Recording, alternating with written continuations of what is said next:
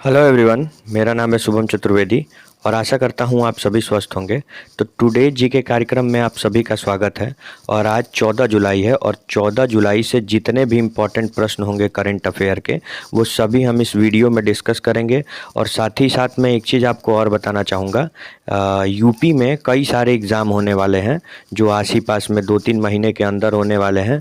तो मैं ये सोच रहा हूँ कि आपके लिए हर वीकली यूपी स्पेशल लेके आऊँ, मतलब पूरे एक वीक का यूपी में जितना भी इम्पोर्टेंट करंट अफेयर हो वैसी वीडियो मैं आपके लिए लेके आऊँ, जो यूपीएसआई, यूपी ट्रिपल एससी, पेट और आरओ और यूपी पीसीएस के लिए बहुत ही इम्पोर्टेंट हो।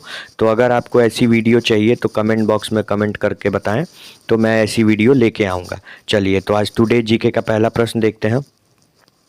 तो हमारा जो पहला प्रश्न है, हाल ही में जून महीने का ICC player of the month किसे घोषित किया गया है।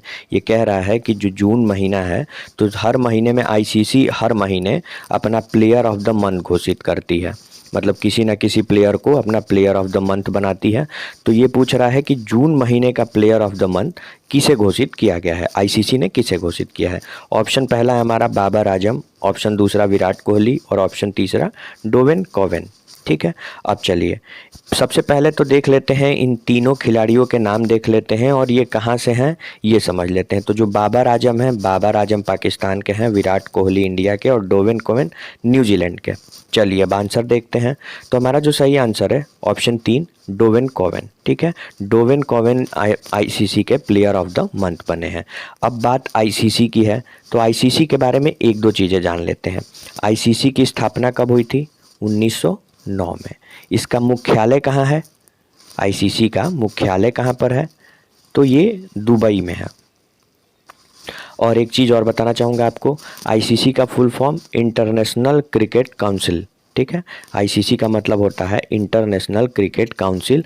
इंटरनेशनल क्रिकेट काउंसिल की स्थापना 1909 में हुई थी और इसका मुख्यालय दुबई में है। ये मैंने एक्स्ट्रा चीज़ें आपको इसलिए बताई कि आईसीसी से कई बार इस तरीके के प्रश्न पूछे जाते हैं।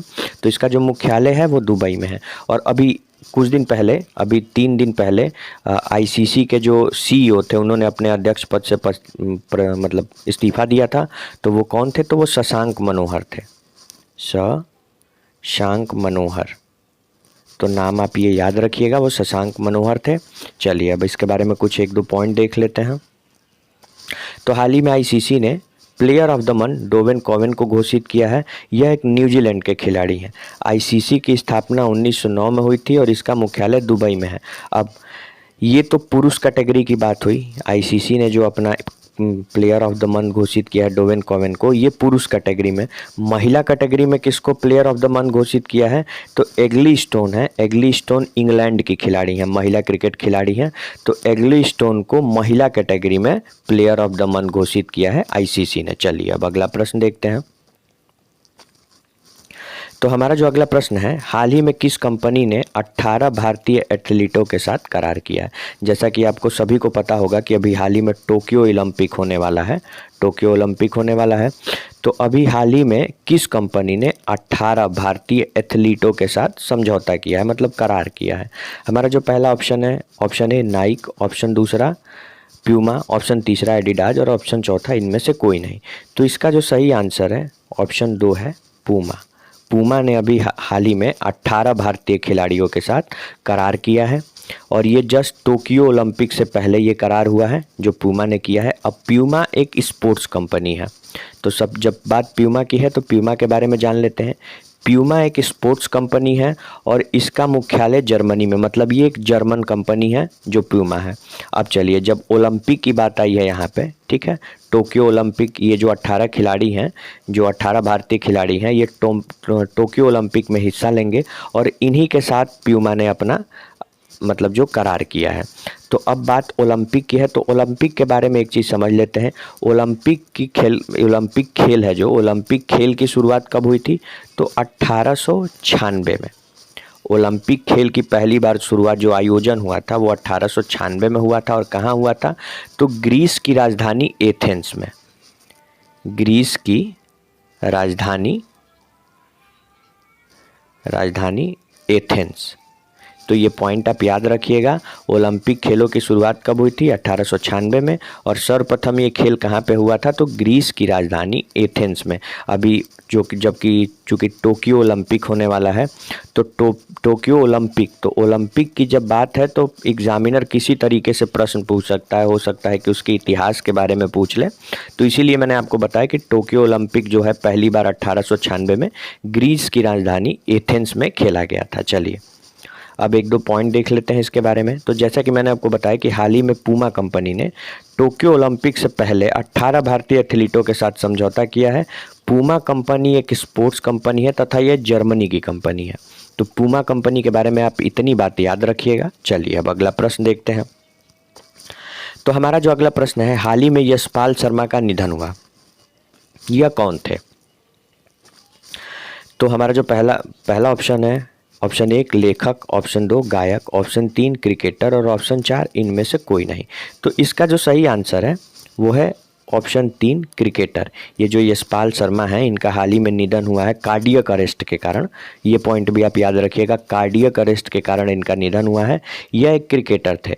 और इनके बारे में मैं एक दो चीज़ें आपको और बता देता हूँ। जो ये यशपाल शर्मा है जिनका निधन हुआ, ये जो हमारा 1986-84 का जो वर्ल्ड कप था, 1984 का जो वर्ल्ड कप था, जो भारत जीता था वर्ल्ड कप, जिसमें कपिल देव ने कैप्टनशिप की थी, उसमें इनकी अहम भूमिका रही है। यशपाल शर्मा की अहम भूमिका रही है। अब भारतीय क्रिकेट की बात हो रही है तो भारतीय क्रिकेट के बारे में कुछ समझ लेते हैं। तो BCCI, भारतीय क्रिकेट कंट्रोल, ठीक है, BCCI। तो BCCI के बारे में एक दो चीज़ें समझ लेते हैं। BCCI की स्थापना कब हुई थी? 1928 में। BCCI का मुख्यालय कहाँ पर है? दिल्ली में। BCCI का मुख्यालय दिल्ली में है। और अभी प्रेजेंट में BCCI के अध्यक्ष कौन है? तो सौरभ गांगुली हैं। अभी प्रेजेंट में जो BCCI के अध्यक्ष हैं वो सौरभ गांगुली हैं। और यशपाल शर्मा के बारे में जैसा कि मैंने आपको बताया कि जो यशपाल शर्मा है जिनका निधन हुआ, ये एक क्रिकेटर हैं। चलिए अब एक दो पॉइंट और देख लेते हैं। तो हाल ही में यशपाल शर्मा का निधन हुआ। यह एक क्रिकेटर हैं तथा इनकी जो मृत्यु हुई वो कार्डियक अरेस्ट के कारण हुई है। और 1983 के क्रिकेट वर्ल्ड कप में इनकी अहम भूमिका रही है। इस वर्ल्ड कप का विजेता भारत रहा है। इसकी कैप्टनशिप किसने की थी? तो कपिल देव ने की थी। जो ये 1983 का जो क्रिकेट वर्ल्ड कप था जिसमें भारत विजयी हुआ, इसकी कैप्टनशिप कपिल देव ने की थी। और यशपाल शर्मा जिनका निधन हुआ कार्डियक अरेस्ट के कारण, इस वर्ल्ड कप में इनकी अहम भूमिका रही है। तो ये सारे पॉइंट आप याद रखिएगा। चलिए अब अगला प्रश्न देखते हैं। तो अभी हमारा जो अगला प्रश्न है, हाल ही में किस देश ने भीम ऐप का प्रयोग करने की, मतलब वहाँ पे आप भीम ऐप का प्रयोग कर सकते हैं, तो भीम ऐप प्रयोग करने की मंजूरी दी है?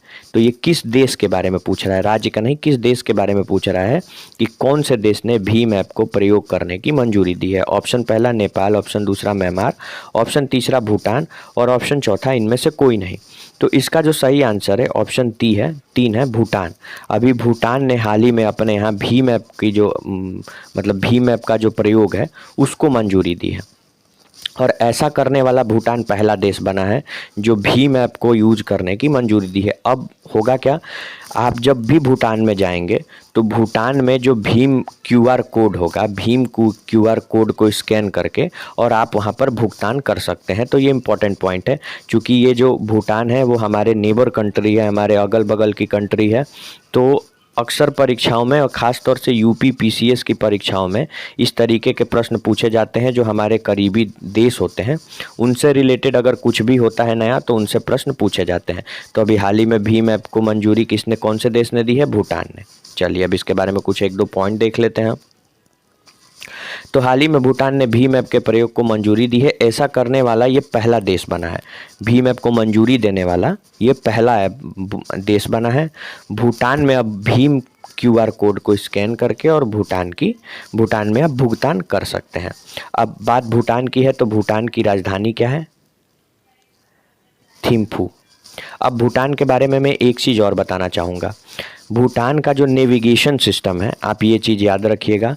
भूटान की एक खासियत है कि भूटान की जो मेन सिटीज़ हैं, मेन सिटीज़ के ऊपर से प्लेन नहीं जा सकती है, प्लेन बाधित है, मतलब हवाई यात्रा नहीं हो सकती है। ऐसा इसलिए होता है कि वहाँ पे जो पहाड़ हैं, भूटान में पहाड़ी क्षेत्र बहुत ज़्यादा हैं, तो जिनकी औसतन ऊंचाई 66,000 मीटर है, 6600 मीटर के आसपास इसकी औसतन ऊंचाई है, जिसकी वजह से जो हवाई यात्रा है उसमें कठिनाई आती है। तो इसलिए जो भूटान के जो क्षेत्र हैं वहाँ पर हवाई यात्रा को मंजूरी नहीं है, उधर से जो हवाई यात्रा है वो नहीं होती है। तो ये पॉइंट आप याद रखिएगा। चलिए अब अगला प्रश्न देखते हैं। तो हाल ही में किस राज्य सरकार ने 14 कंपनियों के साथ समझौता किया है? ये कह रहा है कि कौन सी राज्य सरकार ने अभी हाल ही में 14 कंपनियों के साथ समझौता किया है। तो पहला ऑप्शन है केरल, दूसरा आंध्र प्रदेश, तीसरा गोवा और चौथा इनमें से कोई नहीं। तो इसका जो सही आंसर है ऑप्शन 2 है आंध्र प्रदेश। अभी हाल ही में आंध्र प्रदेश सरकार ने 14 कंपनियों के साथ समझौता किया है। तो जैसा कि अब मैंने आपको बताया कि आंध्र प्रदेश ने 14 कंपनियों के साथ समझौता किया है, लेकिन ये समझौता हुआ क्यों है? तो ये समझौता अभी आंध्र प्रदेश की एक योजना है YSR चिरूथा योजना, इसके तहत 6 लाख महिलाओं को रोजगार देने का लक्ष्य रखा गया है। मतलब इसमें 6 लाख महिलाओं को रोजगार प्रदान किया जाएगा और ये जो योजना है ये आंध्र प्रदेश सरकार की है। तो इसी योजना को पूरा करने के लिए आंध्र प्रदेश सरकार ने 14 कंपनियों के साथ समझौता किया है। तो ये जो चिरूथा योजना है, चिरूथा योजना, इसका नाम आप याद रखिएगा। ये आंध्र प्रदेश की योजना है और महत्वपूर्ण योजना है। तो चलिए अब इसके बारे में कुछ एक्स्ट्रा पॉइंट देख लेते हैं। तो हाल ही में आंध्र प्रदेश सरकार ने 14 कंपनियों के साथ समझौता किया है। यहाँ की एक योजना YSR चिरूथा योजना, इसमें 6 लाख महिलाओं को रोजगार प्रदान करने का लक्ष्य रखा गया है। इसी योजना को पूरा करने के लिए आंध्र प्रदेश ने 14 कंपनियों के साथ समझौता किया है। तो ये पॉइंट आप याद रखिएगा। चलिए अब बात आंध्र प्रदेश की है, ठीक है। जब बात आंध्र प्रदेश की हो रही है तो चलिए आंध्र प्रदेश के बारे में कुछ चीज़ें देख लेते हैं। तो आंध्र प्रदेश की स्थापना 1 नवंबर 1956 को हुई थी। आंध्र प्रदेश की स्थापना 1 नवंबर 1956 को हुई थी और भाषा के आधार पर गठित होने वाला, भाषा के आधार पर, ठीक है, भाषा के आधार पर गठित होने वाला आंध्र प्रदेश पहला राज्य है। अब आंध्र प्रदेश की बात हो रही है तो एक आध पॉइंट मैं आपको बता देना चाहता हूँ ताकि आपको ये चीज़ें हमेशा याद रहें। तो जब 1953 में भाषा के आधार पर राज्यों के गठन करने की मांग होने लगी तो एक समिति बनाई गई, ठीक है। तो उस समिति ने भाषा के आधार पर राज्यों के गठन करने को नामंजूर कर दिया कि भाषा के आधार पर जो ये गठित है, राज्य गठित होगा, उसको उसने नकार दिया। लेकिन आंध्र प्रदेश के एक सेवक थे पोंटू रामलू ने 56 दिन तक आमरण अनशन किया आंध्र प्रदेश को भाषा के आधार पर गठित करने के लिए। तो जब तक वो आमरण अनशन पे, तब तक तो भाषा के आधार पर जो गठित करने का जो बात थी उसको नकारा जा रहा था। लेकिन 56 दिन बाद पोंटू रामलू की मृत्यु हो गई। आमरण अनशन पे जो बैठे थे तो उनकी मृत्यु होने के कारण काफ़ी रोध हो गया जनता में, काफ़ी क्रोध में आ गई जनता। तो इस वजह से 1956 में आंध्र प्रदेश का भाषा के आधार पर गठन किया गया। तो भाषा के आधार पर गठन होने वाला सबसे पहला राज्य कौन सा है? तो आंध्र प्रदेश है। अभी 2 जून 2014 को आंध्र प्रदेश से तेलंगाना अलग हुआ है, तो ये पॉइंट भी आप याद रखिएगा।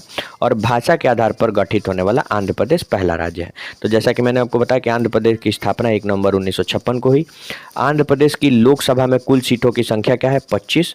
विधानसभा की सीटों की संख्या क्या है? तो 175 जो निर्वाचित होते हैं और 1+1, एक टोटल 176 है, लेकिन 175 सीटों पे, विधानसभा की सीटों पे निर्वाचन होता है और 1 सीट मनोनीत किया जाता है। मतलब 1 सीट राज्यपाल द्वारा दिया जाता है। चलिए आंध्र प्रदेश में कुल जिले कितने हैं? तो 13। आंध्र प्रदेश में कुल 13 जिले हैं। 3 मंडल है। आंध्र प्रदेश 3 मंडल में विभाजित है और आंध्र प्रदेश की 3 राजधानियां हैं। इससे पहले 1 साल पहले आंध्र प्रदेश की 3 राजधानियां बनाई गई। उससे पहले आंध्र प्रदेश की हैदराबाद राजधानी थी, जो कि आंध्र प्रदेश और तेलंगाना दोनों की ही संयुक्त राजधानी थी। तो आंध्र प्रदेश की जो 3 नई राजधानियां बनी हैं उनके नाम देख लेते हैं। विशाखापत्तनम कार्यकारी है, मतलब विशाखापत्तनम जो इसकी राजधानी है ये कार्यकारी राजधानी है। अमरावती इसकी विधायी राजधानी है, मतलब सरकार जो कार्य करती है, मतलब सरकारी राजधानी है। और कुर्नूल न्यायिक राजधानी है। मतलब न्यायिक क्षेत्र है। तो ये 3 राजधानियां बनाई गई हैं और ऐसा करने वाला भारत का ये पहला राज्य है जिसकी 3 राजधानियां बनाई गई हैं। अच्छा, अब जब बात भारत के आंध्र प्रदेश की है जो 3 राजधानियां बनाई गई हैं, तो ऐसा करने वाला ये पहला राज्य है। और इसने किस देश के तर्ज पर ऐसा किया है? तो जो दक्षिण अफ्रीका है, दक्षिण अफ्रीका में भी 3 राजधानियाँ, वहाँ की भी कार्यकारी राजधानी, विधायी राजधानी और न्यायिक राजधानी तीनों अलग अलग हैं। तो आंध्र प्रदेश इसी तर्ज पर इसने ऐसा किया है। तो आंध्र प्रदेश ऐसा करने वाला पहला राज्य है और आंध्र प्रदेश एकमात्र ऐसा राज्य है जिसकी 3 राजधानियां हैं। आंध्र प्रदेश कुल 5 राज्यों से सीमा बनाता है और इसकी जो तटीय सीमा है वो बंगाल की खाड़ी से लगती है। अब आंध्र प्रदेश में एक द्वीप है जहाँ से इसरो के सभी जो मतलब इसरो के जो सभी मिसाइलें होती हैं जिनका प्रक्षेपण किया जाता है, तो श्रीहरिकोटा द्वीप है आंध्र प्रदेश में, श्रीहरिकोटा द्वीप है। तो इसरो की जितनी भी मिसाइलें हैं उनका प्रशिक्षण वहीं से किया जाता है। तो ये पॉइंट भी आप याद रखिएगा। आंध्र प्रदेश के पहले सीएम कौन है? नीलम संजीव रेड्डी। जो पहले सीएम थे आंध्र प्रदेश के वो नीलम संजीव रेड्डी थे और सबसे कम उम्र में राष्ट्रपति बनने वाले ये व्यक्ति थे। चलिए, अब आंध्र प्रदेश के पहले राज्यपाल कौन थे? तो चंदूलाल माधवलाल त्रिवेदी आंध्र प्रदेश के ये पहले राज्यपाल थे। तो ये नाम आप याद रखिएगा। आंध्र प्रदेश का सबसे बड़ा जिला अनंतपुर, आंध्र प्रदेश का सबसे छोटा जिला श्रीकाकुलम और आंध्र प्रदेश का पहला राष्ट्रीय उद्यान, ये आप याद रखिएगा, ये इंपॉर्टेंट है, वेंकटेश्वर पार्क। जो आंध्र प्रदेश का पहला राष्ट्रीय उद्यान है उसका नाम श्री वेंकटेश्वर पार्क है। आंध्र प्रदेश का पहला पक्षी विहार नेलापट्टू पक्षी विहार, नेलापट्टू पक्षी विहार। अभी 2 साल पहले नेलापट्टू पक्षी विहार चर्चा में था, चूँकि यहाँ पर इंटरनेशनल एक योजना बनाई गई थी, क्योंकि यहाँ पे कई देशों से जो प्रवासी पक्षी होते हैं उनका आगमन बहुत ज़्यादा होता है। तो इसलिए नेलापट्टू पक्षी विहार बहुत ही महत्वपूर्ण हो जाता है। और एक पॉइंट आप नेलापट्टू पक्षी विहार के बारे में और याद रखिएगा, आंध्र प्रदेश में एक फ्लेमिंगो महोत्सव मनाया जाता है। फ्लेमिंगो महोत्सव वो कहाँ मनाया जाता है? तो आंध्र प्रदेश के नेलापट्टू पक्षी विहार में। चलिए, अब आंध्र प्रदेश की जनजातियां देख लेते हैं। देखिए, मैं अपने हर वीडियो में आपको एक चीज़ बताता हूं कि किसी भी राज्य की प्रमुख जनजातियां किसी भी परीक्षा के लिए बहुत ही महत्वपूर्ण होती हैं, क्योंकि जनजातियों से हर वर्ष प्रश्न पूछे जाते हैं। तो चलिए जनजातियों के बारे में देख लेते हैं। तो जनजाति, जो आंध्र प्रदेश की जनजाति है यानादिस जनजाति, इसको यानादी जनजाति भी कहते हैं और ये एक खानाबदोश जनजाति है। और अभी कुछ दिनों पहले जब लोकसभा का चुनाव हुआ था तो ये जो यानादी जनजाति है ये काफ़ी चर्चा में थी। पहली बार इसने वोटिंग किया था। जो यानादी जनजाति थी पिछले साल की लोकसभा चुनाव में इसने पहली बार वोटिंग किया था और ये खानाबदोश जनजाति है। अब चेनस जनजाति, खोंड जनजाति और वाल्मीकि जनजाति, ये जो वाल्मीकि जनजाति है ये एकमात्र आंध्र प्रदेश में पाई जाती है और इनकी जनसंख्या बहुत ही कम है। तो ये पॉइंट आप याद रखिएगा। जो वाल्मीकि जनजाति है इनकी जनसंख्या बहुत ही कम है और एकमात्र भारत में आंध्र प्रदेश में पाए जाते हैं। अभी कुछ दिनों पहले 2000 साल पुरानी इनकी सभ्यता के बारे में पता चला था। तो ये पॉइंट भी आप याद रखिएगा। आंध्र प्रदेश में बहने वाली प्रमुख नदियाँ गोदावरी और कृष्णा। ठीक है, तो इतने पॉइंट आप आंध्र प्रदेश के बारे में याद रखिएगा। आज के वीडियो में बस इतना ही। अगर वीडियो पसंद आई हो तो वीडियो को प्लीज़ लाइक कर लें और शेयर कर दें, क्योंकि जब वीडियो लाइक होता है और शेयर होता है तो मोटिवेशन मिलता है और अच्छी वीडियो बनाने का। तो वीडियो को लाइक करें, शेयर करें और चैनल को सब्सक्राइब कर लें और नोटिफिकेशन ऑन कर लें ताकि वीडियो की अपडेट आपको मिलती रहे। Thank you.